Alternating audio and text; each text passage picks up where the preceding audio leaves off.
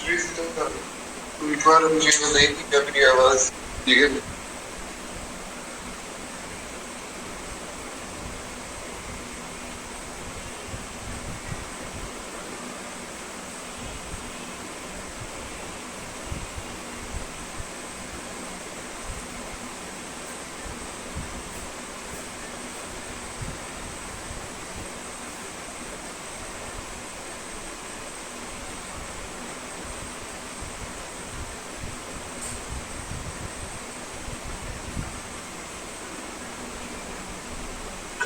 जी, तो केवल 2 मिनट मुझे दीजिए। मैं बस घर पहुंचने ही वाला हूँ। केवल 2 मिनट में हम लोग कुछ कथा शुरू करें।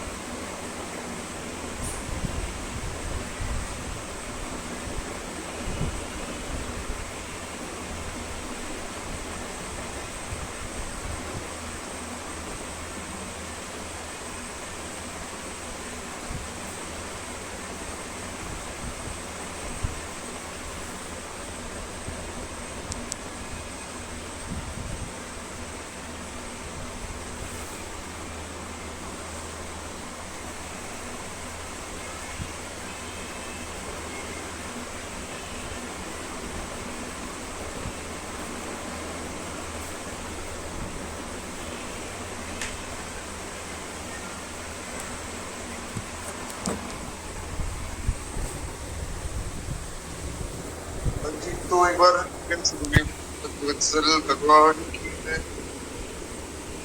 श्री रामचंद्राय नमः। वर्णानामर्थसंघानां रसानां छन्दसां मंगलानां करतारु वन्दे विनायको भवानी शंकरो वन्दे श्रद्धा विश्वासरूपिणो याभ्यां विना न पश्यन्ति सिद्धां स्वामीश्वर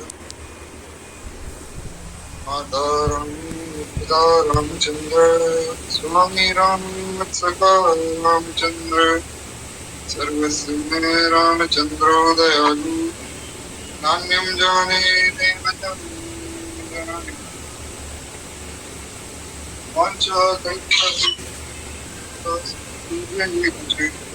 पतितानां पावनेभ्यो वैष्णवेभ्यो नमः। प्रह्लाद नारद पराशक्ति व्यासाम्बरीश कृष्ण गदार्जुन वशिष्ठ विभीषणादीन् कुन्तिनिवान् परं भागवतां नमामि। संत सरल चित्त जगत ज्ञान सुभाव काल विनय सुनिकर कृपा नाम चरण रति बंदो संत समाज अंजलि गत शुभ सुमनिधि गमित गंध चरतो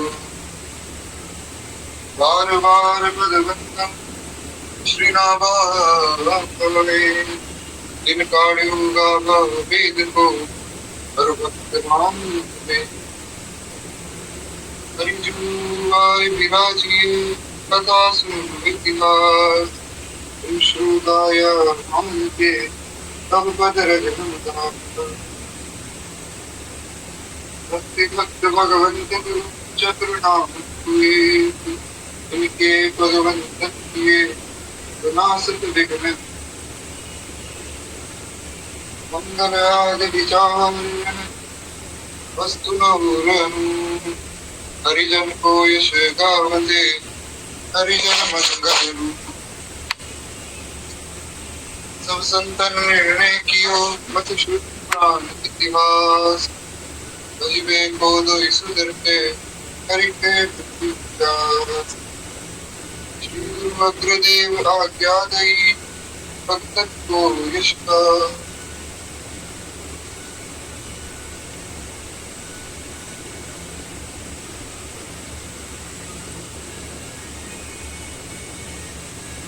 तो सागर के तरण को नाहिन हो वंदम गुरुपद कंज कृपा सिंधु नरूप हरि महामोहतम जासु वचन वंदम सिय के प्राण प्रिय सुषमा शील निधान भरत शत्रुघ्न जन सुतल श्री रामानुज एक सदा सुखी सहज दयाल श्री जानकी प्रभु श्री सीता भगवान हरिशरणम अनंतानंद कोटि ब्रह्मांड नायक शरणागत वत्सल पृथ्वी का धारण करना परमेश्वर परात्पर परब्रह्म हम आप सब श्री भगवान जी का शरण लाभ दे रहे प्रेम से बोलिए वत्सल भगवान सदा प्रवेश करने से पहले केवल 2 मिनट भगवान नाम संकीर्तन करें। श्री भक्तमाल जी की जो मूल कथा है उसमें हम प्रवेश करेंगे। श्री राम जय जय राम श्री राम जय राम जय जय जय जय जय राम श्री राम जय राम जय सीताराम जय सीताराम राधे श्याम जय राम जय सिया राम जय श्रीराम संकट मोचन कृपा निधान गौरी शंकर राधे श्याम जय राधे राम श्री राम जय जय राम राधा मतलब राधे जानकी वल्लभ राम जय राम जय राम श्री राम जय जय जय श्याम जय श्याम जय जय श्री वृंदावन धाम श्री राम जय जय जय बरसाना रावण गोकुल श्री राम जय जय राम श्री राम जय जय राम श्री राम जय राम कमला विमला मिथिला धाम अवध सरी राम राधा वल्लभ राधे श्याम जानकी वल्लभ राम श्री राम जय जय राम श्री राम जय राम सल भगवान की शरणम। दोनों 1 मिनट मुझे ये बताइए कि क्या मेरी आवाज क्लियर है या फिर अभी भी वॉइस ब्रेक हो रहा है?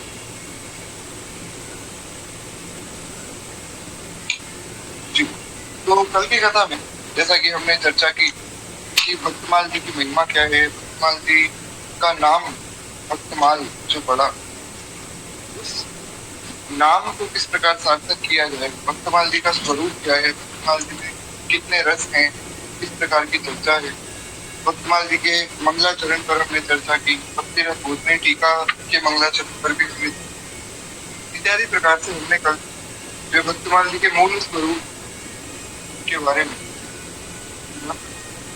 आज श्री नाभा गोस्वामी जी को किस प्रकार आज्ञा प्राप्त हुई भक्तमाल जी की रचना करने, इसका बहुत सुंदर वर्णन यहाँ किया गया है, उस पर हम थोड़ी सी चर्चा करेंगे।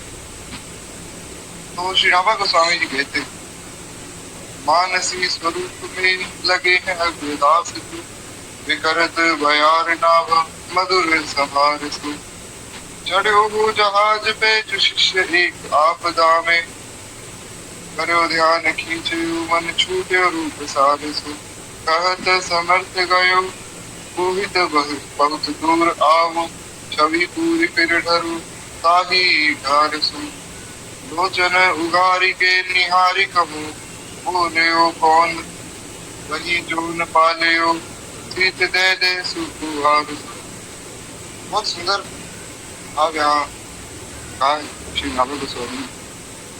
ये वर्णन हम एक बार सुन चुके, जब हमने परिचय सुना तब हमने सुन लिया था किस प्रकार श्री भक्तमाल जी की रचना हुई, परंतु फिर भी एक बार जो है पद के माध्यम से हम उसे ही पुनः दोहरावे, थोड़ा सा ध्यान से सुने। कहते हैं एक बार की बात है, स्वामी श्री अग्रदेव जी महाराज मानसी सेवा में संलग्न और श्री नाभा जी अति कोमल एवं मधुर संरक्षण के साथ धीरे धीरे जो है प्रेम से पंखा झल रहे थे।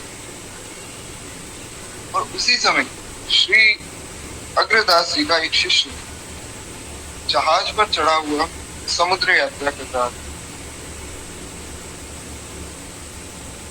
और अब हुआ क्या कि उससे जो है जो जहाज पर श्री अग्र स्वामी जी का शिष्य था, वहां उसके जहाज पे संकट आया और उसका जहाज जो है भंवर में फंस गया। अब जैसे ही उस शिष्य का जहाज भंवर में फंसा तो उसने अपने गुरुदेव को याद किया, उसने श्री अग्र स्वामी जी को याद किया और उससे श्री अग्र स्वामी जी का ध्यान अति सुंदर स्वरूप भगवान श्री सीताराम जी की सेवा से हट गया। अब श्री अग्र स्वामी जी महाराज तो भगवान की सेवा में थे, मानसी रूप में, तो वे ध्यान में भगवान की सेवा करते थे। परंतु जैसे उस शिष्य ने याद किया तो श्री अग्रदास जी का ध्यान अति सुंदर स्वरूप भगवान श्री सीताराम जी से हट गया और उस शिष्य की तरफ चला गया। गुरुदेव की मानसी सेवा में विघ्न समझकर नाभादास जी ने जो है पंखे की वायु से ही उस जहाज के संकट को पार कर दिया और श्री गुरुदेव से नम्र निवेदन किया कि प्रभु, जहाज तो बहुत दूर निकल गया है, अब आप अपनी उसी शोभापूर्ण भगवान की सेवा में लग जाइए। यह सुनकर श्री अग्र स्वामी जी ने आंखें खोली और नाभा जी को देखकर कहा कि अभी कौन बोला। नाभा गोस्वामी जी ने हाथ जोड़कर कहा कि जिसे जो है आपने बचपन से सीत प्रसाद देकर पाला, आपके उसी दास ने प्रार्थना की। यानी कि नाभा गोस्वामी जी ने अग्र स्वामी जी की मानसी सेवा में प्रवेश करके अपने पंखे की हवा से उनके दूसरे शिष्य को बचा लिया। अचरज दयो नयो यहाँ लो प्रवेश भयो, मन सुख छयो जाने संतन प्रभाव को, आज्ञा तब दई यह भई ताप साधु कृपा, गुनी क्यों रूप गुण कहो ही अभाव को, बोलो कर जोरिया को पावत न और छोड़, गाऊं राम कृष्ण नहीं पाऊं भक्ति दाव को, कहीं समझाई वही हृदय आई कहे सब, जिनमें दिखाई दई सागर में नाव को। अब श्री नाभा गोस्वामी जी ने जैसे ही ये कहा कि गुरुदेव आपके इस दास ने ही ये बात कही और श्री अग्र स्वामी जी को पता लगा कि मेरा शिष्य आज इतना सिद्ध हो गया, इसने मेरी मानसिक सेवा में प्रवेश करके जो है मेरे दूसरे शिष्य को बचा लिया। तो मन में वे विचार करने लगे कि इसका यहाँ मेरी मानसिक सेवा तक प्रवेश हो कैसे गया, और यहीं से जहाज की रक्षा कर दी, ये कैसे संभव। विचार करते ही उनके मन में बड़ी प्रसन्नता हुई। वे जान गए कि ये सब संतों की सेवा की महिमा है। संतों की सेवा से महाराज सब काम बन जाते हैं। इसलिए संतों की सेवा अगर ना भी बन पाए प्रत्यक्ष रूप में, तो कम से कम उनकी बात ही मान ली जाए। एक बार की बात है, अभी कल ही मैं प्रसंग पढ़ रहा था, बड़ा प्यारा प्रसंग। हुआ क्या कि एक संत किसी गांव से महाराज गुजर रहे थे, और उस गांव में उन्होंने देखा कि एक धोबी जो वो कपड़े धोता है। तो संत ने उसको देखा, उस पर बड़ी दया आई कि देखो बेचारा ये धोबी दिन रात मेहनत कर रहा है, और गर्मी के समय में भी इतनी मेहनत कर रहा है। अब गर्मी में जब हम बाहर निकलते हैं तो हम देखते हैं कि कोई जो है ईंट उठा रहा है, कोई रिक्शा चला रहा है, तो बहुत दया आ जाती है कि देखो गर्मी में भी ये लोग बेचारे इतनी मेहनत करते हैं और हम लोग आराम से घर में बैठे। तो संत को भी सहज दया आई। उन्होंने कहा कि भैया तुम इतनी गर्मी में इतना ही मेहनत कर रहे हो। बोले कि महाराज जी क्या करें, घर तो चलाना ही है। अगर यहाँ मेहनत नहीं करेंगे तो पैसे नहीं आएंगे, पैसे नहीं आएंगे तो खाएंगे क्या। तो संत ने कहा कि भैया अच्छी बात है, मेहनत अपने लिए करते हो, घर के लिए करते हुए तो अच्छी बात है, थोड़ा भगवान का भजन भी किया करो। इससे क्या होगा कि ये तो तुम्हारा लौकिक कल्याण हो रहा है, यहाँ मेहनत करने से पैसे आ रहे हैं, वो तो लौकिक कल्याण है, पर जो तुम्हारी आत्मा का कल्याण है वो तो भगवान के भजन से ही होगा।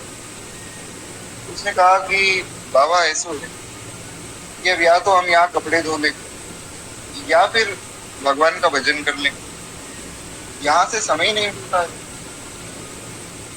दिन में कपड़े धोते हैं, शाम हो जाती है तो सबके घर जा जाकर कपड़े देकर आते हैं, और यही हमारी दिनचर्या है। कहाँ भजन करें, समय कहाँ। तो संत ने कहा कि चलो भगवान का ज्यादा भजन नहीं कर सकते तो ऐसा किया करो, तुम राम राम कर लिया करो, जो है भगवान का नाम जप कर लिया। तो वो बोला कि चलो ठीक है, अगर कभी समय मिलेगा तो हम थोड़ा नाम जप लेंगे। अब संत तो महाराज ऐसी बात कहकर चले गए। अब वो व्यक्ति बेचारा यही सोचता रहता कि समय तो है नहीं, लेकिन संत ने कहा है, संतों के प्रति ऐसी व्यक्ति की श्रद्धा होनी चाहिए, वो हमें यहाँ सीखना चाहिए। तो उस व्यक्ति ने सोचा कि संत ने कहा है कि नाम जप किया करो, पर समय है नहीं, अब क्या करें। तो वो सोचने लगा। तो सोचते सोचते उसके मन में विचार उठा कि संत ने कोई बहुत बड़ी आज्ञा तो दी नहीं, उन्होंने तो कहा है राम राम किया करो, तो यहाँ कपड़े धोते धोते भी राम राम तो कर ही सकते हैं। तो वो क्या करता कि जैसे ही कपड़े धोता तो एक उनके पास एक थापी होती है ना, जिससे वो कपड़े धोते हैं, जिसको थपकी भी कहा जाता है, हिंदी में उसको थपकी कहते हैं, लोक भाषा में से थापी कहते हैं। तो उस थपकी से जैसे ही कपड़े पर मारता तो एक बार बोलता राम, फिर मारता राम, इस प्रकार जो है राम राम जो है वो कहता रहे। अब इस नाम के प्रभाव से इतनी उस पर कृपा हुई कि धीरे धीरे उसका व्यापार भी बढ़ा। धीरे धीरे अब जहाँ वो धोबी कपड़े धो रहा था वहां उसे बैठे बैठे ब्रह्म ज्ञान हो गया। ना तो उसने कभी कोई वेद पढ़ा, ना शास्त्र पढ़ा, ना ही कहीं वो स्कूल में पढ़ने गया, ना ही कभी संस्कृत पढ़ी, लेकिन केवल नाम के प्रभाव से और एक संत की कृपा से, संत की आज्ञा मानने के फलस्वरूप उसे बैठे बैठे ब्रह्म ज्ञान हो। इसीलिए संतों की कृपा से सब कुछ संभव है। इसलिए यहाँ पर अग्र स्वामी जी ने जो बात कही कि नाभा दास जी को कि देखो जो भी तुम्हें इतनी सिद्धि प्राप्त हुई ये केवल और केवल संतों की सेवा की महिमा है। संतों की सेवा से तुम्हें ये सिद्धि प्राप्त हुई। इसीलिए जिन संतों की कृपा से तुम्हें ये सिद्धि प्राप्त हुई, अब उन संतों के लिए ही अपना जीवन तुम न्यौछावर, और उन संतों का ही ये शीत प्रभाव की महिमा है कि तुम इतनी सुंदर सेवा भी कर रहे हो और तुम मेरी मानसी सेवा तक पहुंच भी गए। ये केवल संतों की कृपा है। एक बार प्रेम से बोलिए वत्सल भगवान।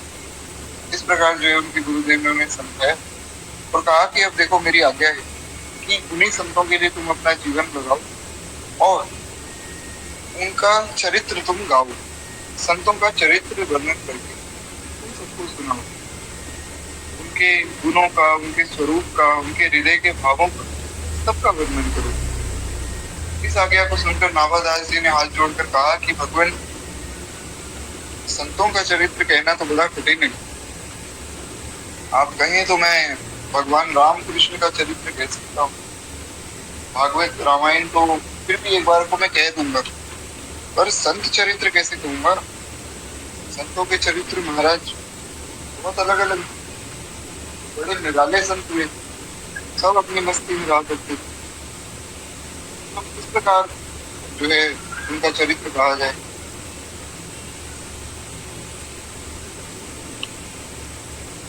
तो कहते हैं कि हे गुरुदेव, मैं रामकृष्ण का चरित्र तो कह सकता हूँ, परंतु संतों का चरित्र और छोड़ नहीं पा सकता हूँ, क्योंकि उनके रहस्य अति गंभीर है और मैं भक्तों की भक्ति के रहस्य नहीं जान सकता। और ये बात वास्तव में सत्य है, क्योंकि भक्तों का जो भाव है उसको जान पाना बड़ा कठिन है। अब जैसे एक बार की बात है, एक प्रांत का राजा जो कि भगवान का बहुत भजन किया करता था, पर किसी को बताता नहीं था कि मैं भगवान का, हमेशा सबसे छुपाकर रखता था। मैं उनका भी चरित्र आगे भक्तमाल जी में प्राप्त होगा, मैं तो एकदम शॉर्ट में आपको सुना। तो जो रानी थी, रानी के मन में रहता था कि देखो वैसे तो ये राजा है, इतना काम भी करते हैं और इतना अच्छा राज्य भी करते हैं, पर ये भगवान का भजन नहीं करते। माताओं में विशेष रूप से एक शिकायत रहती है कि हमारे घर में कोई भजन नहीं करता है। तो रानी को भी यही लगता था कि भजन तो करते नहीं। एक दिन राजा जो है रानी के साथ सो रहा था और सोते सोते राजा के मुख से सहज ही भगवान का नाम निकला। अब जैसे ही भगवान का नाम निकला तो रानी ने सुना और रानी उठकर नाचने लगी कि चलो जीवन में पहली बार इनके मुख से भगवान का नाम निकला है। तो अगले दिन जो है रानी ने खूब सुंदर आयोजन करवाया कि आज जो है सबको हम बढ़िया प्रसाद पवाएंगे, क्यों? क्योंकि राजा के मुख से भगवान का नाम निकला है। राजा को सुबह पता लगा कि ऐसी ऐसी बात है। राजा सहम गया, वो डर गया कि मेरी भक्ति आज प्रकट हो गई, जिस भजन को मैंने आज तक सबसे छुपाई रखा, आज वो भजन प्रकट हो गया। अब सोचिए, कुछ तो ऐसे भक्त हैं जो भजन प्रकट होने पर डर रहे, कुछ महाराज ऐसे भी भक्त हुए जो सबके सामने भजन करते ताकि कोई ना कोई व्यक्ति भगवान के भजन में लग जाए। और कलयुग में कुछ भक्त ऐसे हैं जो भजन इसलिए करते हैं कि कोई हमें बढ़ाई दे, कोई कहे कि देखो इतने बड़े भक्त है महाराज। तो सब भक्तों का चरित्र अलग अलग है, यानी कि उनके जो भाव है, मन का जो एक भगवान से संबंध है, सबका अलग है और अति गंभीर है। अब किसी भक्त के बारे में क्या कहना है वो मैं कैसे जान सकता हूँ?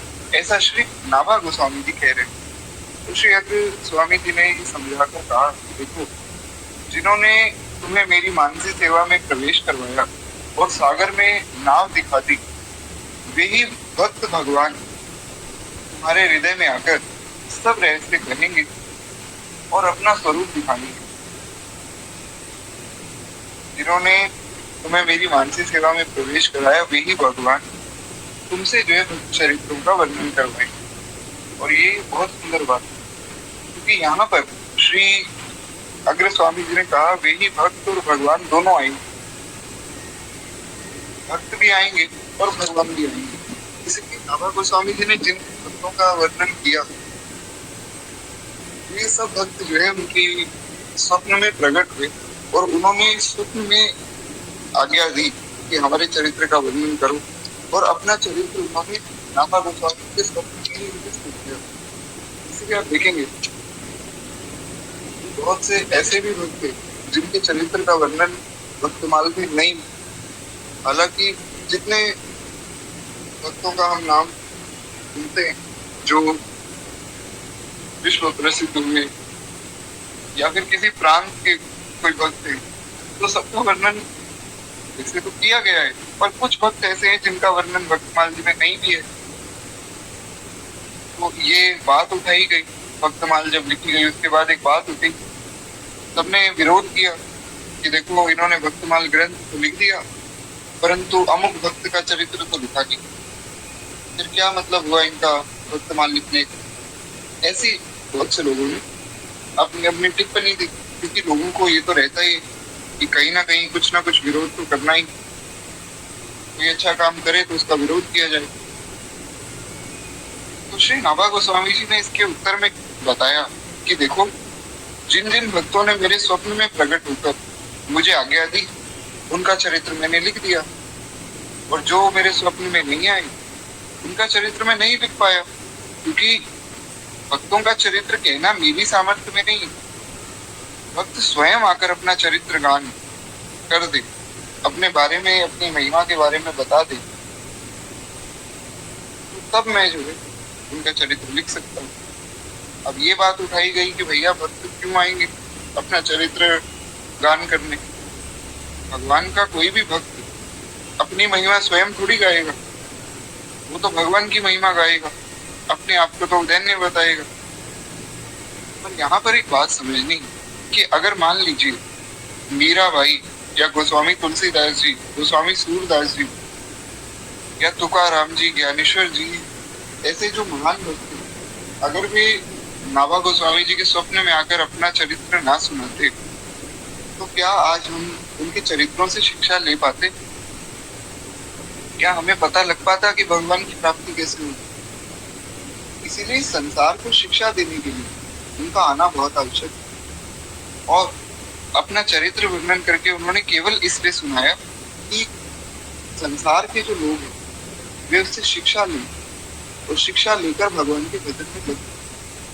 केवल इस भावना से, उनका ऐसा कोई भाव नहीं कि हमारी प्रसिद्धि या हमें लोग जाने, ऐसा किसी भी भक्त के मन में कोई भाव नहीं। और कुछ ऐसे भी भक्त हैं जिनका चरित्र नाभा गोस्वामी जी ने स्वयं लिखा। अब नाभा गोस्वामी जी जगह जगह जाते थे, बहता पानी और रमता योगी। भगवान का जो भक्त है, जो संत है, जो साधु है, उसे एक जगह नहीं रहना चाहिए, क्योंकि एक जगह रहने से स्थान का भी मान हो जाता है कि ये स्थान तो हमारा है। तो जो सन्यासी, जो योगी, उन्हें रमन करता रहना चाहिए। महाराज नाभा गोस्वामी जो है अलग अलग प्रांतों में जाते, वहां जिन भक्तों का चरित्र सुनते तो उन लोग भक्तों की भी महिमा वे भक्तमाल जी में लिखते हैं। आगे बहुत से ऐसे चरित्र आएंगे जिन भक्तों का नाम भी शायद आपने कभी ना सुना हो, लेकिन उनका भी चरित्र नाभा गोस्वामी जी ने लिखा, क्योंकि भगवान का भक्त किसी भी रूप में, किसी भी स्थान में हो सकता है। वैसे बहुत से भक्त हैं उनका वर्णन स्वयं श्री नाभा गोस्वामी जी ने किया। उनमें लोक कथाओं को सुनकर या वहाँ के प्रांत के लोगों से सुनकर उन्होंने उस भक्त के चरित्र का वर्णन किया। इत्यादि प्रकार से बहुत से भक्तों के चरित्रों का वर्णन श्री नाभा गोस्वामी जी करते हैं। तो इस प्रकार जो है श्री अग्र स्वामी जी ने आज्ञा दी, नाभा गोस्वामी जी ने भक्तमाल ग्रंथ की रचना की। एक बार प्रेम से बोलिए श्री अग्रदास जी महाराज की जय। आगे अब श्री नाभा गोस्वामी जी के चरित्र का थोड़ा सा वर्णन है, उसके बाद हम मूल भक्तमाल जी में प्रवेश करेंगे। नाभा गोस्वामी जी कौन है और किस प्रकार जो है भक्तमाल उन्होंने लिखी, इस पर थोड़ा सा विचार किया जाए। एक कथा तो मैं आपको सुना ही चुका हूँ कि श्री ब्रह्मा जी महाराज भी नाभा गोस्वामी जी के रूप में आए। एक और भाव यहाँ प्राप्त होता है, हनुमान वंश में ही जन्म प्रशंस जाको, भयो दृगहीन तू नवीन बात धारी है। उमरी वर्ष 5 मनि के अकाल 5 माता, वन छूड़ गई विपत्ति विचारी है।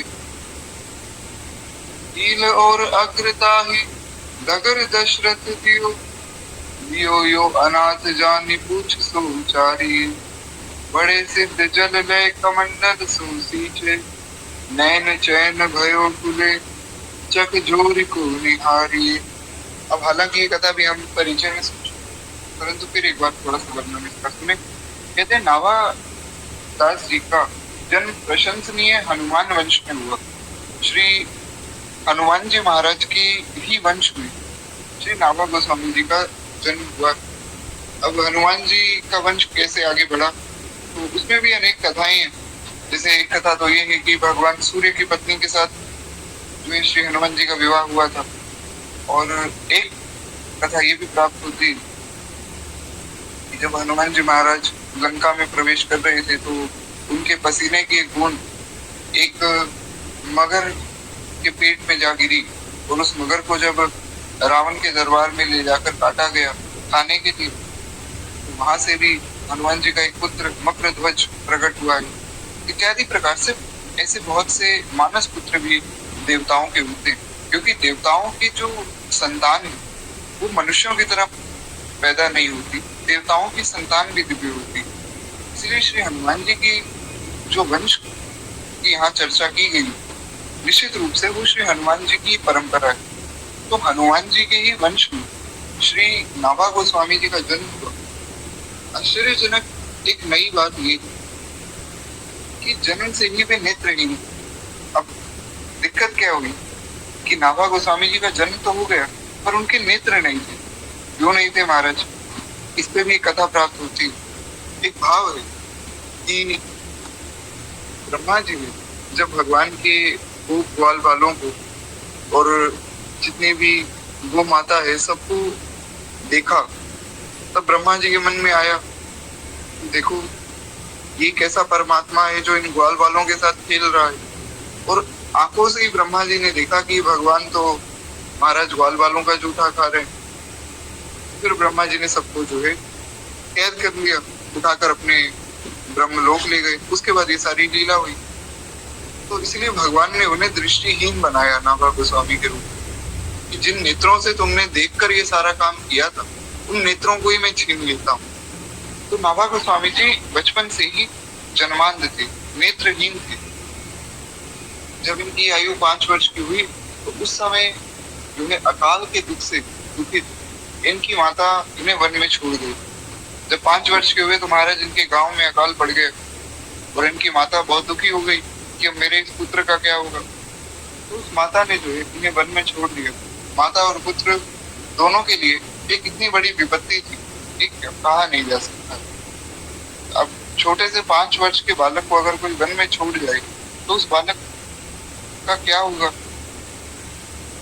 और वो बालक कहाँ जाए क्या करे ये भी कुछ समझ नहीं आ सकता है, क्योंकि 5 वर्ष का बालक है, वो जानता भी नहीं।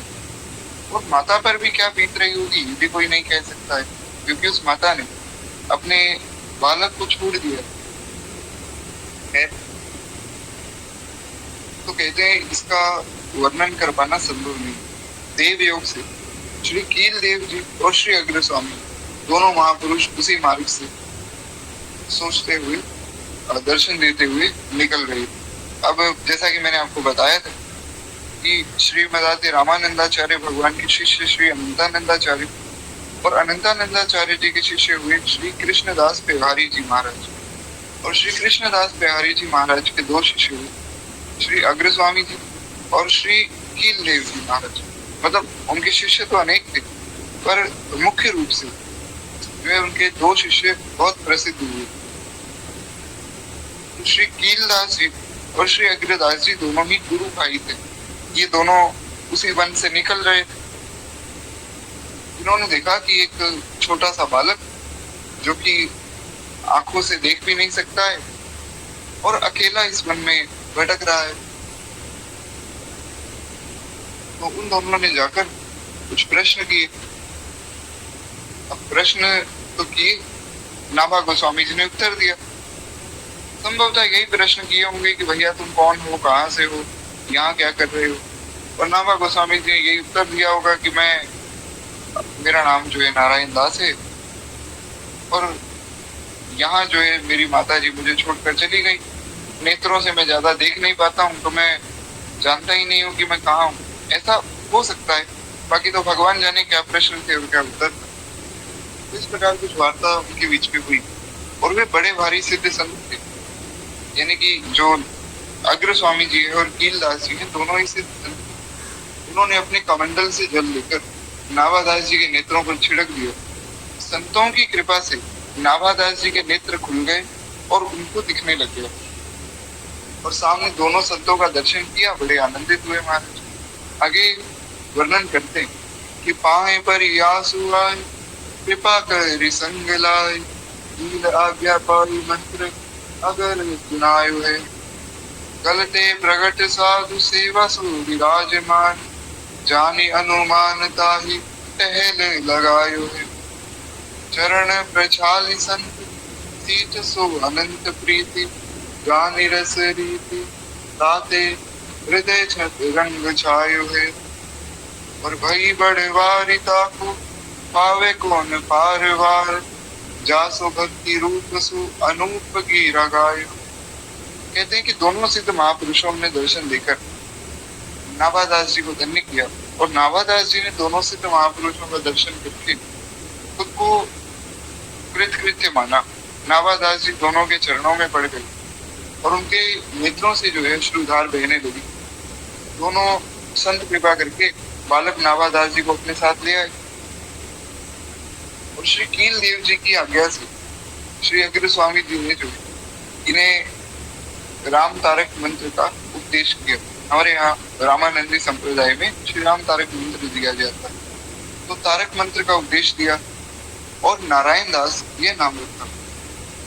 गलता आश्रम, गलता पीठ जयपुर में ही श्री कृष्णदास बिहारी जी महाराज रहा करते थे। उन्होंने गलता पीठ की स्थापना की थी, तो उनके शिष्य भी वहां रहते थे। तो कहते हैं कि गलता आश्रम जयपुर में ही साधु सेवा जो है प्रकट प्रसिद्ध थी।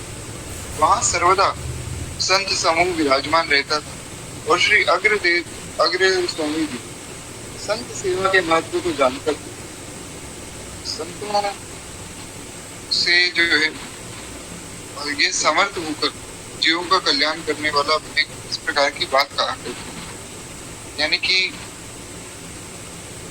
जब गलता पीठ में श्री अग्र स्वामी जी नाभादास जी को लेकर आए और उन्हें मंत्र दीक्षा प्रदान की, तो उन्हें कहा कि भैया अब तुम यहीं रुको और यहीं रहो, प्रेम से संतों की सेवा करो और भगवान का नाम जप करो, अपना दीक्षा का नियम पालन करो, और यहाँ प्रेम से तुम निवास करो। तो इस प्रकार जो श्री अग्र स्वामी जी की आज्ञा पाकर श्री नाभादास जी वहीं रुक गए, और नाभादास जी जो है संतों की सेवा करते। तो अग्र स्वामी जी देखकर बड़े प्रसन्न होते कि देखो मेरा ये शिष्य संतों के प्रति कैसा अच्छा भाव रखता है। तो वे बारंबार आशीर्वाद देते और सब संतों से यही बात करते कि देखो ये बालक बड़ा होकर संतों की खूब सेवा करेगा और ये खूब आगे तक जाएगा, क्योंकि संतों का प्रसाद ले रहा। और साधु थे हुए न कार्य जाने, भगवान के भक्त से तो कभी कुछ गलत हो ही नहीं सकता है।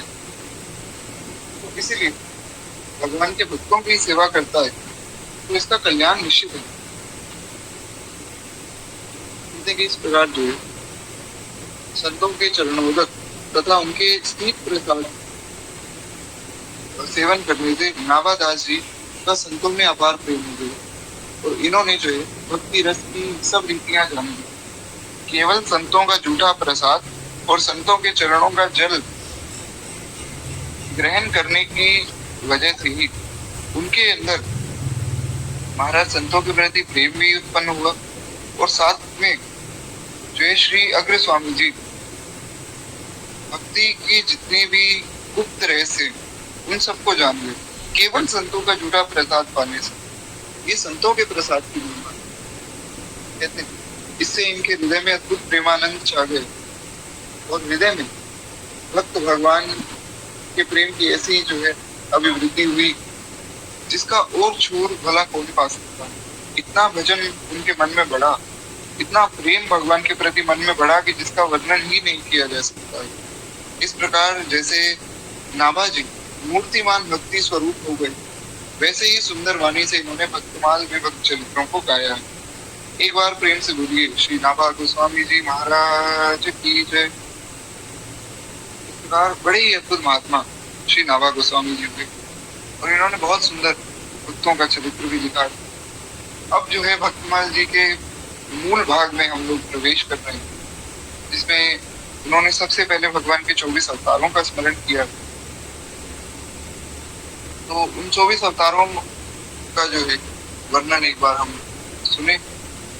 और जो दो पद हैं, एक तो नाभा गोस्वामी जी ने जो लिखा और एक प्रियादास जी ने जो अपनी भक्ति रस बोधनी टीका में लिखा, दोनों पदों को आज हम सुनेंगे, उसके बाद वाणी को विश्राम देंगे।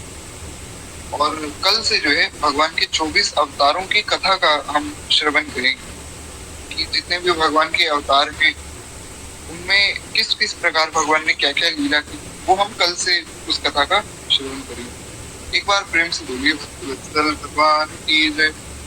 तो बहुत सुंदर जो है एक पद श्री नाभा गोस्वामी जी लिखते हैं, भगवान के 24 अवतारों का स्मरण इसमें करते हैं। और जैसा कि मैंने आप लोगों को पहले भी कहा, हर एक व्यक्ति को नित्य सुबह उठने के बाद और सोने से पहले एक बार तो कम से कम इसका पाठ करना ही चाहिए।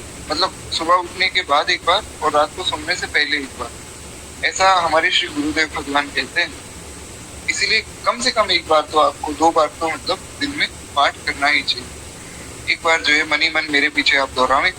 अगर आप में से किसी को याद है तो चाहे, नहीं तो जो मैं कह रहा हूँ उसे प्रेम से सुनिए। जय जय मीन बराह कमठ नर हरि बलि बाम, परशुराम रघुवीर कृष्ण कीरति जग पावन, बुद्ध कल की अरु व्यास पृथु हरि हंस मनवंतर, जगे ऋषभ है ग्रीव ध्रुव भर धन बद्रीपति दत्त कपिल दे, तनकादिक करुणा करो 24 रूप लीला रुचिर श्री अग्रदास उर्पग, 24 रूप लीला रुचिर श्री अग्रदास उर्पग। जय जय मीन वराह कमठ नर हरि बलि बामन। तो इस प्रकार जो है 24 अवतारों का स्मरण श्री नाभा गोस्वामी जी ने इस छोटे से पद में ही कर दिया। अब वैसे आप 24 अवतारों का नाम याद रखिए, बहुत कठिनाई है महाराज, पर इस पद की बड़ी विशेषता है कि इस पद में 24 अवतारों का वर्णन तो किया, साथ में क्रमशः किया, एक क्रम में किया। जैसे जैसे 24 अवतार हुए वैसे वैसे वर्णन किया।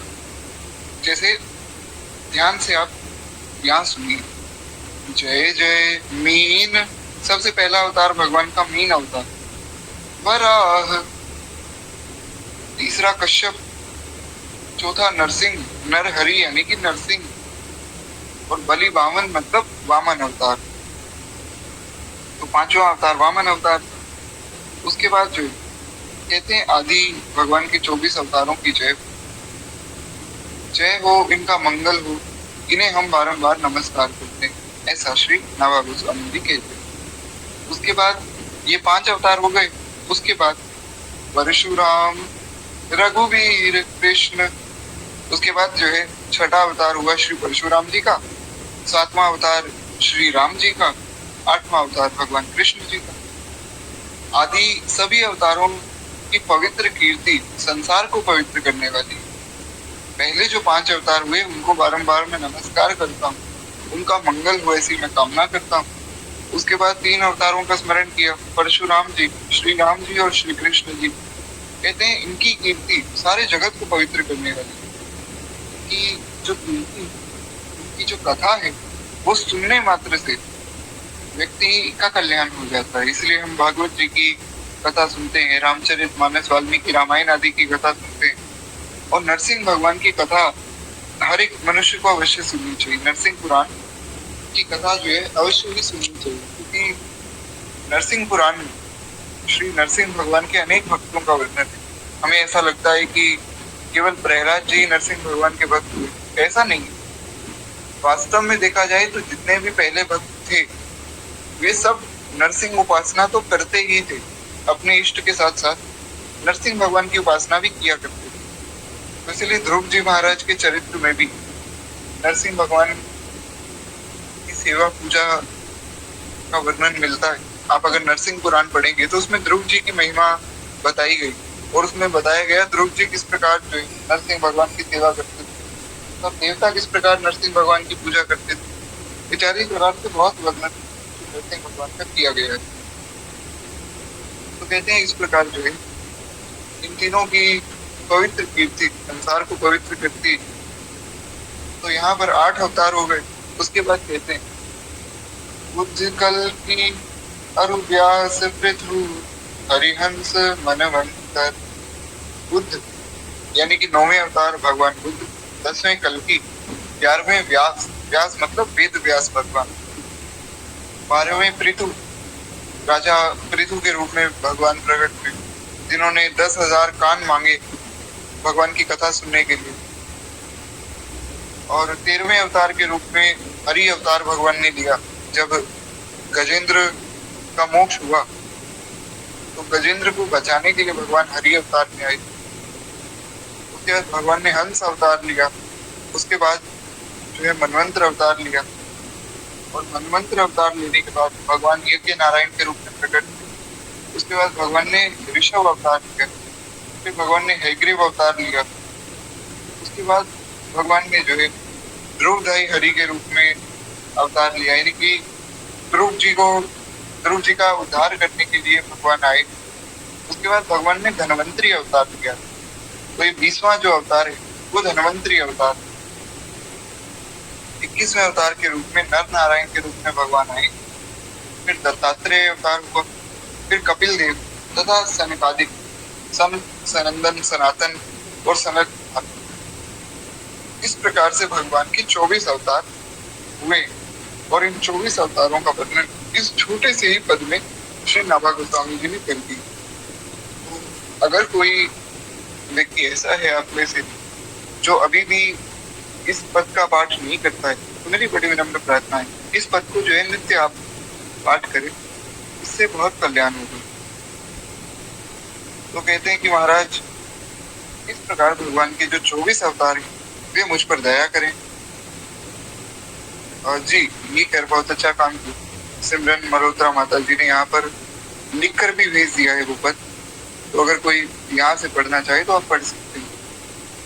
तो इस प्रकार जो है भगवान के 24 अवतारों से वे प्रार्थना करते हैं कि ये भगवान के सुंदर जो 24 अवतार हैं ये मुझ पर प्रसन्न हो और मुझ पर कृपा करें। 24 अवतारों का रूप एवं उनकी लीलाएं अत्यंत ही सुंदर है और इन अवतारों के समेत गुरुदेव श्री अग्र स्वामी जी, अग्रदास जी महाराज मेरे हृदय में अपना चरण स्थापित करें, ऐसी मेरी प्रार्थना है।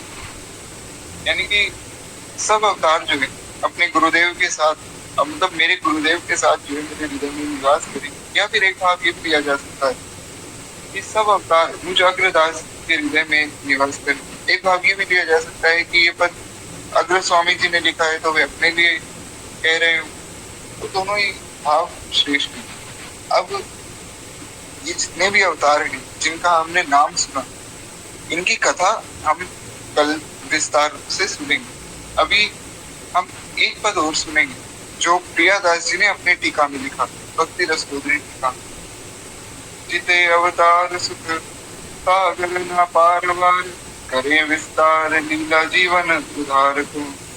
जागी रूप माज मन लागो जाको, पागे तही जागे ही भाव वही पावे कौन पार को। सब ही है नित्य ज्ञान करत प्रकाश चित्त, और जैसे रंग पावे वित्त जो पहचान सार को। बहुत सुंदर बात है। सब ही है नित्य ज्ञान करत प्रकाश चित्त, जैसे रंग पावे वित्त जो पावे जान सार को।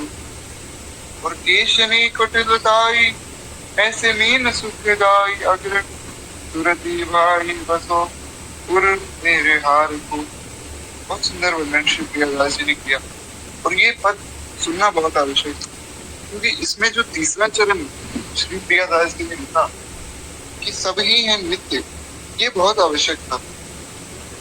इसमें प्रियादास जी ने बताया कि भैया भगवान के जितने अवतार हुए सभी अवतार नित्य हैं। ऐसा कोई ना सोचे कि यह अवतार बड़ा है, यह अवतार छोटा है। यहाँ सारे भेद श्री प्रियादास जी ने मिटा दिए, और ये बहुत जरूरी है, क्योंकि ऐसा एक भाव बहुत से लोगों के मन में रहता है कि जी कृष्ण अवतार ही वास्तव में तो भगवान का अवतार था, बाकी तो सब छोटे छोटे अवतार थे, या राम अवतार ही बस वास्तव में भगवान राम अवतार में ही आए, बाकी रूप में भगवान नहीं आए, वो तो छोटे मोटे अवतार थे। ऐसा बहुत से लोगों के मन में भाव रहता है। पर यहाँ पर श्री प्रियादास जी ने बहुत सुंदर रूप से उस भेद को मिटाया। प्रियादास जी ने वर्णन किया है कि सभी अवतार नित्य हैं। वो तो कह रहा हूँ आगे अभी सुनेंगे। हम इस प्रकार से ये जो बहुत आवश्यक है। श्री प्रियादास जी कहते हैं कि भक्तवत्सल भगवान के जितने भी अवतार हैं सभी शाश्वत हैं और सुख के समुद्र हैं। कोई भी अवतार बड़ा छोटा नहीं है, ये समझना है। अगर आप इस भाव को मन में ग्रहण करेंगे तभी आपके मन में सबके प्रति श्रद्धा उत्पन्न होगी, तभी आप भगवान को सब रूपों में देख पाएंगे। नहीं तो भेदभाव ही करते रहेंगे कि बस कृष्ण रूप में भगवान आए, बाकी रूपों में तो उन्होंने अपने अंश को भेज दिया। राम रूप में भगवान आए, बाकी रूपों में तो अंश को भेज दिया। नरसिंह रूप में भगवान आए, बाकी अवतार तो बस अंश रूप थे। ऐसा जो भेदभाव करता है वो व्यक्ति भगवान की सच्ची भक्ति को प्राप्त नहीं कर पाता, क्योंकि वो भगवान के सच्चे स्वरूप को नहीं जान पाता। इसलिए समझना बहुत आवश्यक है। कहते हैं कि सभी अवतार नित्य हैं और सभी अवतार शाश्वत हैं और सभी ही सुख के समुद्र हैं। उनके नाम, रूप, लीला आदि का और छोर नहीं। यानी कि सभी अवतारों के नाम, रूप और लीला की इतनी महिमा है कि जिसको कहा नहीं जा सकता। जीवों का उद्धार करने के लिए अवतार लेकर भगवान जो है लीलाओं का विस्तार करते हैं, और जिस भक्त का मन भगवान के जिस स्वरूप में लग जाता है वो उसी रूप में रम जाता है और उसमें जो है उसी रूप से संबंधित प्रेम भाव जग जाता है। तो इसमें कोई भी बुराई नहीं, कोई किसी रूप की उपासना करे, अच्छी बात, बस भगवान में मन लगना चाहिए। सबसे जरूरी बात तो ये, भगवान के सभी रूप जो है अनंत सुख के सागर हैं। अतः प्रेम भाव की तरंगों का आर पार भला कौन पा सकता है। भगवान के सब स्वरूप ही नित्य है महाराज, और सब में भगवान के भक्त का प्रेम होना चाहिए। सभी अवतार नित्य हैं और ध्यान करते ही हृदय को प्रेमानंद से प्रकाशित करते, यानी कि इस परम प्रेमानंद से हृदय को भर देते हैं। ऐसे भगवान के सभी अवतार हैं। कहते हैं तब वे भक्त ऐसा सुखी हो जाता है जैसे दरिद्र व्यक्ति धन पा गया हो। पर इस प्रकार का दुर्लभ अनुभव तभी होता है जब वो गंभीर रहस्यों को समझे। सबसे जरूरी बात तो ये कि भगवान के 24 अवतारों का नाम लेते ही मन में उत्साह आता है, प्रेमानंद जो प्रकट होता है। वो कब होता है? वो तब होता है जब व्यक्ति इस मार्ग के गंभीर रहस्यों को समझे। जब आप इस मार्ग पर चलेंगे, भक्तों के चरित्रों को सुनेंगे, भगवान का भजन करेंगे, भगवान का चरित्र सुनेंगे, वहां बड़ी गंभीरता चाहिए। वहां ये मस्ती मजाक और वहां पर एक दूसरे से खूब खिलखिलाकर हंसकर बातें करना, ये सब चीजें वहां नहीं चलती। वहां बहुत गंभीरता, वहां मैच्योरिटी चाहिए। क्योंकि अगर आप गंभीरता से भजन करेंगे तभी आप भक्ति के रहस्य को जान पाएंगे। और अगर चपलता हमारे मन में रहेगी तो भजन के उस रहस्य को, उस मर्म को नहीं जान। कहते हैं जिस प्रकार जो है केशों की कुटिलता दूषण ना होकर भूषण है, उसी प्रकार मीन, वरा आदि भगवान के जो अवतार है वो भी भक्तों को सुख देने वाले हैं।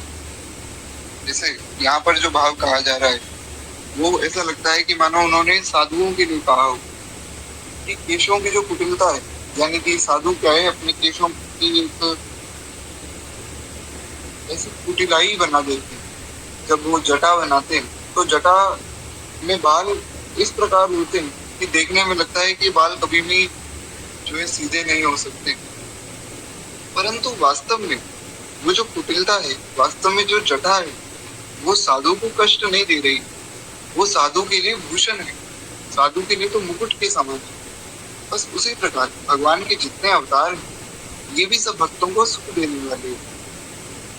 सभी अवतार नित्य एवं पूर्ण है। ऐसा नहीं कि कोई दो अवतार तो बस ये जो राम और कृष्ण अवतार है ये तो पूर्ण है और बाकी जितने हैं वो तो सब अवतार हैं जी।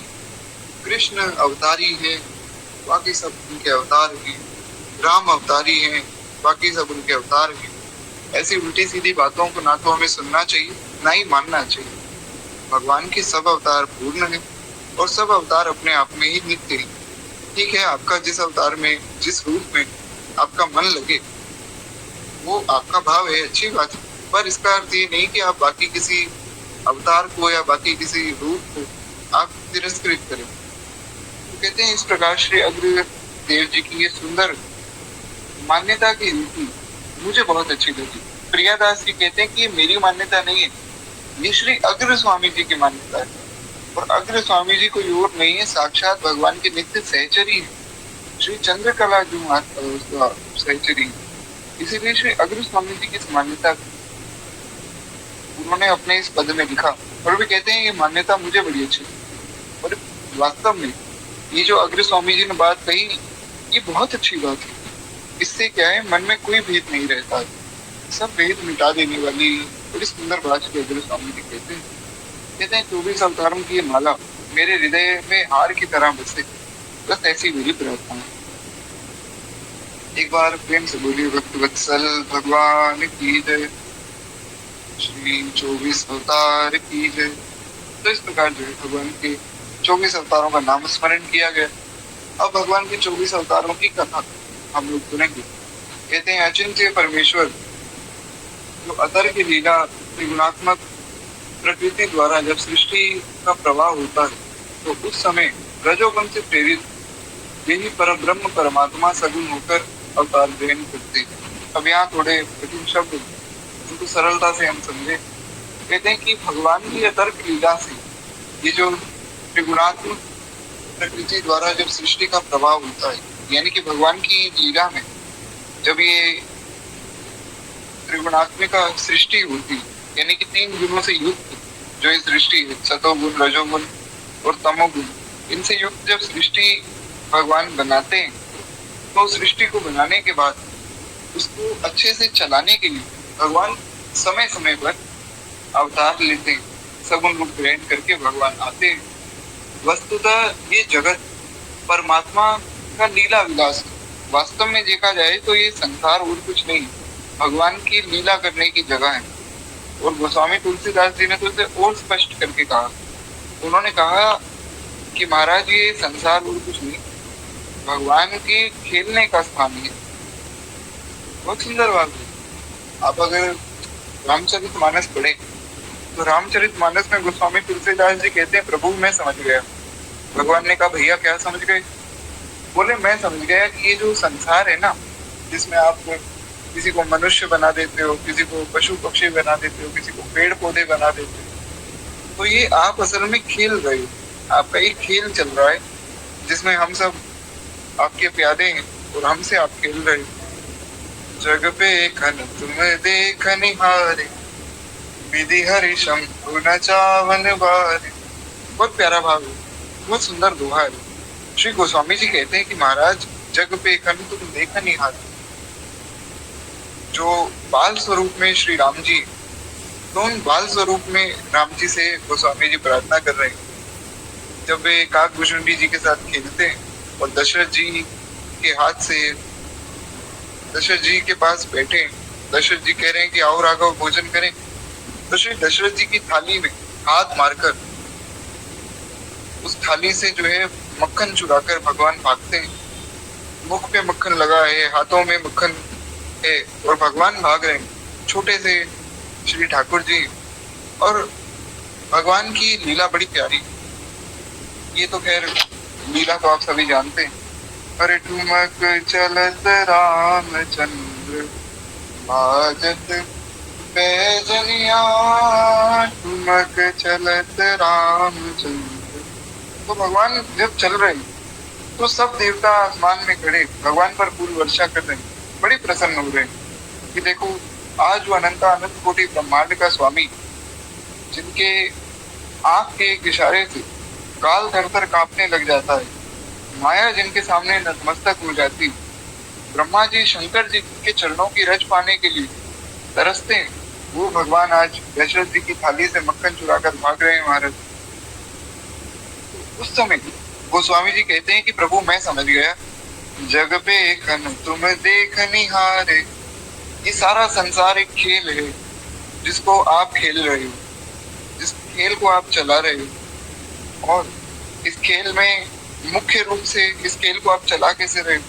अगर कोई गेम आप खेलते हैं तो गेम खेलने के कुछ नियम होते हैं, तो हर एक गेम के अलग नियम है।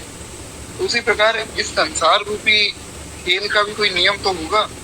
तो कहते हैं नियम है सृष्टि, पालन और संहार, और इस नियम का पालन भगवान कैसे करते हैं। तो गोस्वामी जी ने कहा कि देखो भैया ऐसा है कि हमारे रामलला तो बड़े छोटे से, वो इतना काम नहीं करते, ये सब काम तो वो अपने अंश रूप में करते हैं।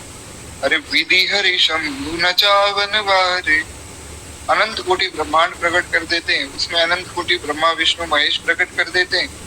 तो वो ब्रह्मा विष्णु महेश सारी सृष्टि का सृजन पालन संहार करते रहते हैं, और भगवान तो अपना नित्य जो है खेलते रहते। भगवान तो इस लीला को देखते रहते और देखकर आनंदित होते रहते। तो इस प्रकार वास्तव में ये जो जगत है वो भगवान का लीला विलास है। खैर एक बार प्रेम से बोलिए भगवान की। तो कहते हैं लीला रमन का आत्मा विराम है, इसलिए भगवान अपनी लीला को चिन्मय बनाने के लिए अपने ही द्वारा निर्मित जगत में अंतर्यामी स्वरूप में स्वयं ही प्रविष्ट हो जाते हैं, अपनी ही लीला को और सुंदर बनाने के और उसको चिन्मय बनाने के, ताकि वो अनंत काल तक लोग सुने समझे। उसके लिए भगवान अपनी ही बनाई सृष्टि अंतर्यामी रूप में प्रकट हुए, और वे परम प्रभु वे अजायमान होते हुए भी बहुत रूपों में लीला करते हैं। ऐसा वेद वचन भी है, अजायमानो बहुधा विदयते। श्रुति यानी कि वेद ऐसा कहते हैं कि वे भगवान के रूप, इसे तो अजायमान पर बहुत रूपों में लीला करते। इससे तो भगवान का कोई एक ऐसा रूप नहीं है जिस रूप में भगवान का भक्त भावना करे उसमें ही आ जाता। अनेक रूप धारण करके भगवान लीला करते हैं, और उनकी वह लीला उनके अपने आनंद विलास के लिए होती है। भगवान की जितनी लीला है ये सब भगवान को सुख देने वाली। इसीलिए तो यहाँ कहा गया, जो रामचरितमानस में गोस्वामी जी ने कहा, जग पे कन तुम देख निहारे।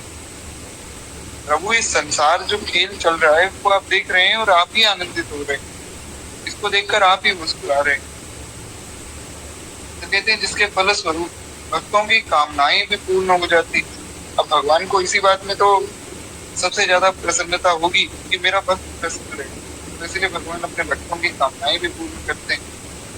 और कहते हैं भगवान का अपने नित्य धाम से पृथ्वी पर लीला अवतरण ही अवतार कहा जाए। जब भगवान अपने नित्य धाम से इस संसार में आते, इस पृथ्वी पर आते, तो उसे एक अवतार कहा जाए। ऐसा नहीं कि भगवान जो है भगवान कृष्ण के रूप में या भगवान राम के रूप में धाम में बैठे, और जब राम कृष्ण के रूप में आना होता है तब तो भगवान स्वयं आ जाते हैं, और जब बाकी रूपों में आना होता है तब अवतार ले लो, तो अंश अवतार में आते हैं। ऐसा नहीं होता, इन सब बातों का कोई मतलब नहीं। भगवान जब भी सृष्टि में आते हैं तो उसे अवतार कहा जाता है। इतनी सरल सी बात को आपको समझना है। और भगवान के जितने भी अवतार हैं वे सब नित्य हैं और सब पूर्ण हैं। इतनी सी बात अगर आप में से कोई समझ जाए, विश्वास मानिए मन से जो ये भेदभाव है ये सब मिट जाए। आपको ना तो भगवान के किसी अवतार के प्रति कोई भेद होगा, ना ही भगवान के किसी रूप के प्रति आपका कोई भेद रहेगा, ना ही भगवान के किसी भक्त के प्रति भेद रहेगा। अब जो राम उपासक है वो जब ये समझ जाएगा कि भैया राम जी कृष्ण है, जो कृष्ण उपासक है वो समझ जाएगा कि भैया कृष्ण जी ही राम है, तो वो भगवान में भेद नहीं करेगा, उनके भक्तों में भी भेद नहीं करेगा। उसे लगेगा कि हाँ सब भक्त हमारे ही जो है भाई बंधु हैं, सब संत हमारे ही हैं। क्यों? क्योंकि सब भगवान के भक्त हैं। उसके बाद वो उपासना में भेद नहीं करेगा। कोई अगर जो है माधुरी रस की उपासना करता है वो भी ठीक, कोई अगर भगवान के दास्य रस की उपासना करता है वो भी ठीक। तो उपासनाओं में भेद, कोई भक्त अपराध, वैष्णव अपराध, भागवत अपराध कुछ भी नहीं लगेगा। इसीलिए भेदभाव हमें अपने मन से मिटाना चाहिए और ऐसी उल्टी सीधी बातों से बचना चाहिए।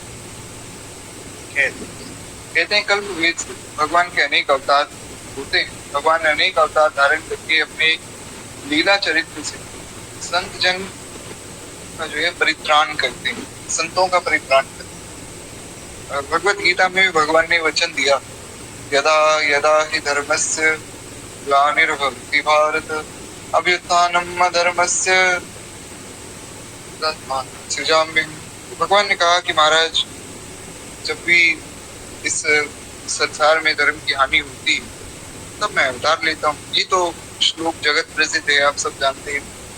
इसका जो अगला श्लोक है, ये तो चौथे अध्याय का 7वां श्लोक, 8वें श्लोक में भगवान कहते हैं परित्राणाय साधूनां विनाशाय च दुष्कृतां धर्म संस्थापनार्थाय संभवामि युगे युगे। भगवान कहते हैं कि अर्जुन जब मैं आता हूँ, धर्म की हानि होती है तब मैं आता हूँ। हाँ, अधर्म जब बढ़ता है, धर्म की हानि होती है तब मैं आता हूँ धर्म की रक्षा करने। तो आकर मैं क्या करता हूँ, अब वो सुनो। तो सबसे पहला काम मैं करता हूँ परित्राणाय साधूनां, अपने जो भक्त हैं, जो साधु हैं, जो संत हैं, जो संत सज्जन हैं, यानी कि जो अच्छे लोग, उन सबका मैं कल्याण करता हूँ।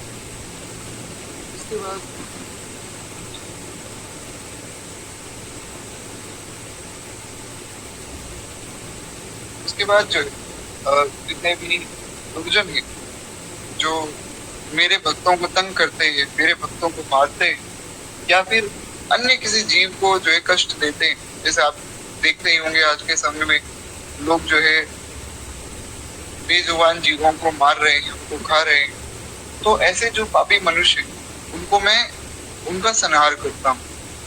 वास्तव में भगवान जब आते लीला करते हैं तो मुख्य रूप से उनकी लीला बस यही होती है कि वे आते हैं अपने भक्तों के साथ लीला करके उनका कल्याण करते हैं। अब भगवान आते हैं तो वे जो है दुष्टों का भी संहार कर देते हैं। ऐसा नहीं कि भगवान दुष्टों को मारने के लिए आते, ऐसा संभव नहीं। क्योंकि देखिए इस बात को थोड़ा समझिए, बड़ा गंभीर रहस्य। आप कितने ही पुण्य करें लेकिन आपके पुण्य में वो सामर्थ्य नहीं कि भगवान को वो प्रकट कर सके। संभव ही नहीं कि कोई पुण्यात्मा भगवान को बुला ले। भगवान को केवल भगवान का भक्त ही बुला सकता है। इसलिए समझना है कि जब दशरथ जी महाराज भगवान से प्रार्थना करते हैं कि प्रभु अब आप प्रकट होकर दर्शन दीजिए, तब भगवान प्रकट हुए, किसी पुण्यात्मा के कहने पर प्रकट नहीं हुए। और दूसरी बात, भक्त के बुलाने पर भी भगवान स्वयं प्रकट हो रहे हैं, ऐसा नहीं कि उनको लाया जा रहा है। हे प्रकट कृपाला दीन दयाला कौशल्य हितकारी।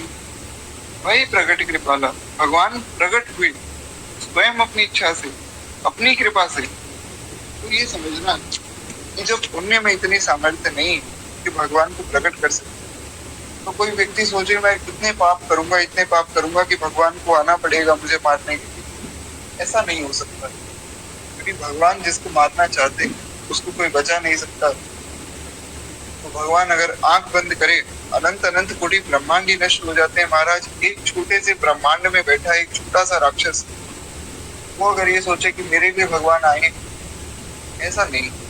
भगवान केवल अपने भक्तों के लिए। तो इसीलिए भगवान कह रहे हैं कि परित्राणाय साधूनां विनाशाय च दुष्कृतां। मैं साधुओं का उद्धार करने आता हूँ तो जो है पापियों को मार देता हूँ, फिर अपने धर्म की स्थापना करके मैं हर युग में इस प्रकार से लीला करता हूँ।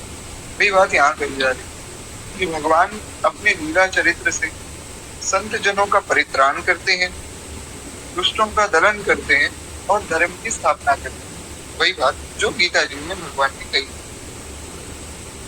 कहते हैं उनके अनंत अवतार हैं, अनंत चरित्र हैं और अनंत लीलाएं कथाएं। भगवान की लीलाएं कथाएं इतनी कि स्वयं भगवान भी नहीं जानते हैं कि वो कितनी है। कहते हैं यहाँ उनमें से 24 प्रमुख अवतारों का संक्षिप्त निर्देशन किया जाता है। अब कोई ऐसा न सोचे कि भगवान के 24 ही अवतार हैं। भगवान के तो अनंत अवतार हैं महाराज, अनंत लीलाएं, अनंत कथाएं। उसमें से जो प्रमुख 24 अवतार हैं उनका वर्णन अब हम सुनेंगे, तो वो हम कल की कथा में सुनेंगे। आज वाणी को ये विश्राम देकर केवल 2 मिनट जो हम लोग श्री भक्तमाल जी की आरती करें। कल से जो है मत्स्य अवतार की कथा से हम लोग भगवान की कथा प्रारंभ करेंगे। मेरी बड़ी विनम्र विनती कि अब से जो है सब लोग एकदम रेगुलर हो जाए, क्योंकि अब जो है भगवान की जो मुख्य कथाएं हैं वो शुरू हो रही, और उसके बाद जो भगवान के भक्त हैं उनके चरित्रों का वर्णन फिर हम सुनेंगे। तो क्या एक बार प्रेम से बोलिए भक्तवत्सल भगवान की जय। आप में से किसी का कोई प्रश्न हो तो मेरे इंस्टाग्राम हैंडल पर आप कृपा करके भेजें। व्हाट्सएप पे ना भेजें तो अच्छा रहेगा, क्योंकि व्हाट्सएप पे क्या है, भी बहुत से मैसेज आ रहे हैं तो वो देख नहीं पाता हूँ इतने समय से। इंस्टाग्राम पे भेजिए, वहाँ हम चर्चा करें। केवल 2 मिनट प्रेम से भगवान की भक्तमाल जी की हम आरती करें। इस धन्य नाभा भारती की आरती आरती, इस धन्य नाभा भारती की आरती आरती। ये भक्त भगवत की कथा सब विश्व का मंगल करे। नर जाति जब माया विवश अज्ञान तब भी पग गई। जन भारती आभा तभी जग जग गई जगमग। अज्ञान माया मोह तन की कालिमा कलई धुली। सत प्रेम समता सत्य सुख शुचि कंज कलिकाई। उलूक कल कली मलित प्रभात हो गई। तब सब पतित सुंदर सुखद हरि भक्ति पति को पा गई। इस भक्त माला के सकल भक्त जन दया करो। सच्ची अहिंसा भक्ति में विज्ञान दे माया करो। सच्ची अहिंसा भक्ति में विज्ञान दे माया करो। नाभा भारती की आरती आरती, इस धन्य नाभा भारती की आरती आरती। भक्तवत्सल भगवान की जय, बाल कृष्ण लाल की जय, उमापति महादेव की